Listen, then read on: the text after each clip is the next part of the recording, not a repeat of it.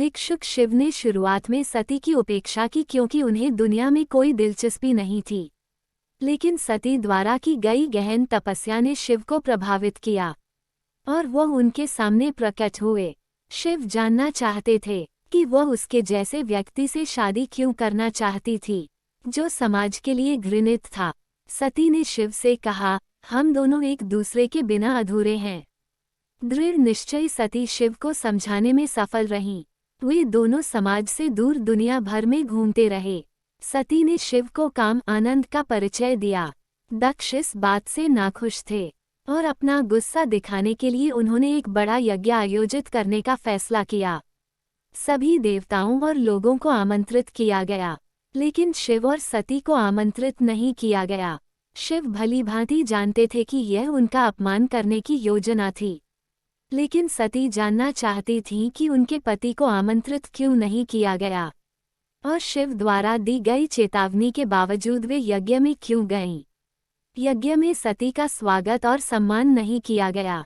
इसके बजाय दक्ष ने शिव का अपमान किया। उनके देहाती तौर तरीकों का उपहास किया गया और सती को जल्द ही शिव की बात न मानने की मूर्खता का एहसास हुआ। अपमानित सती अपमान सहन नहीं कर सकी और वह यज्ञ कक्ष में योगी ब्रह्मांड के तरीकों से अवगत शिव का ध्यान करते हुए जमीन पर बैठ गईं। जल्द ही उसने अपने अंदर की आग को बाहर निकाला और उसे खुद पर हावी होने दिया। सती के वियोग से शिव में क्रोध उत्पन्न हो गया। सती की मृत्यु से शिव का क्रोध बेकाबू हो गया और इससे अनेक गण उत्पन्न हुए, जो सभी क्रूर हत्यारे थे। यज्ञ क्षेत्र पर उनका हमला लाखों रेबीज संक्रमित कुत्तों के हमले के बराबर था। वीरभद्र ने दक्ष का सिर काट दिया था।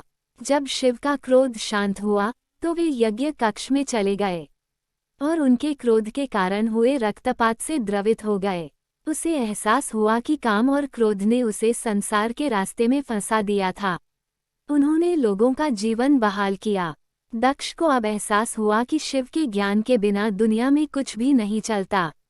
उन्होंने उन्हें उचित सम्मान दिया। शिव सती का शव लेकर यज्ञ मंडप से चले गए। वह इसे लेकर पूरे ब्रह्मांड में घूमता रहा। ऐसा लग रहा था कि शिव के क्रोध और डैक का कोई अंत नहीं है। इससे ब्रह्मांड में असंतुलन पैदा हो गया। अंत में भगवान विष्णु ने सती के शरीर को अपने सुदर्शन चक्र से नष्ट करने का निर्णय लिया। उन्होंने सती के शरीर को 51 टुकड़ों में काट दिया और जिन स्थानों पर सती के शरीर गिरे उन्हें शक्तिपीठ के रूप में जाना जाने लगा। शक्तिपीठ हिंदू धर्म में देवी केंद्रित संप्रदाय, शक्तिवाद में महत्वपूर्ण मंदिर और तीर्थ स्थल हैं। मंदिर आदि शक्ति के विभिन्न रूपों को समर्पित हैं।